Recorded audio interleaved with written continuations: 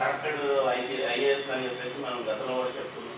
CM అన్నకు notice Hyderabad మదపూర్లోని Amar సొసైటీకి తిరుపతి రెడ్డి ఇల్లు అది దుర్గం చెరువు ఎఫ్టీఎల్ పరిధిలో ఉందని తెలిసిన అధికారులు నెల రోజుల్లోగా స్వచ్ఛందంగా కూల్చివేయాలని రంగారెడ్డి కలెక్టర్కు నోటీసులు, లేదంటే తామే కూల్చివేస్తామని హెచ్చరికారు.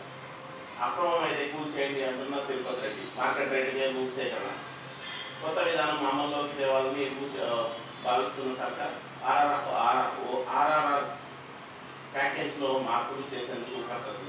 రైతులు నష్టపోకుండా తగిన పరిహారం ఇవ్వాలని యోచన.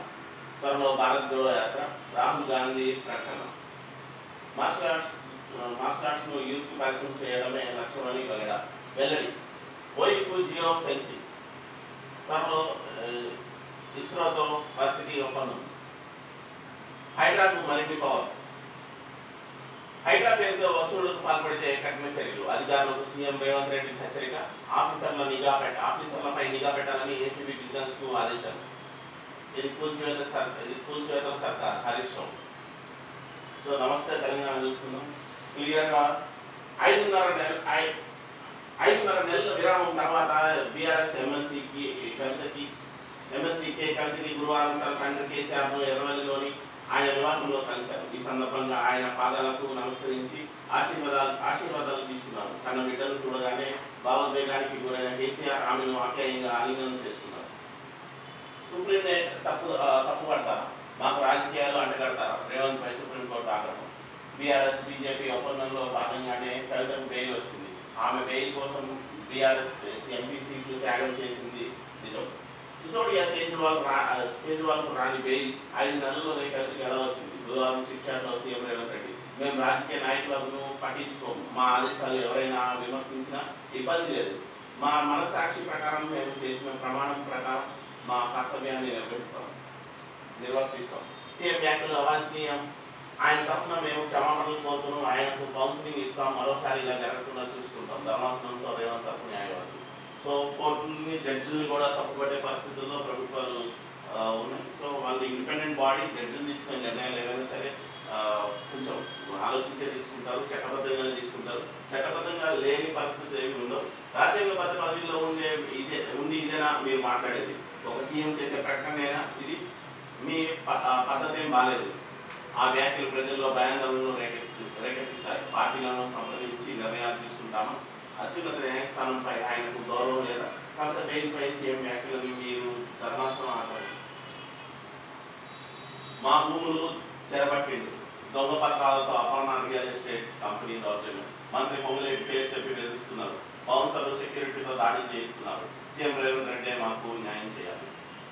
సో దొంగ పత్రాలతో అపర్ణ కన్స్ట్రక్షన్ వాళ్ళు దొంగ పత్రాలతో ఇక్కడ ల్యాండ్ కబ్జా చేసినట్టు పెట్టింది. కొండంగల్ తండా గిరిజనుల గోడు.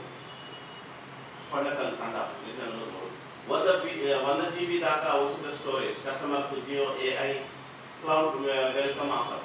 దీపావళి నుంచి అందుబాటులోకి. చౌకధరలకు డాటా, పవర్ AI సర్వీసులు.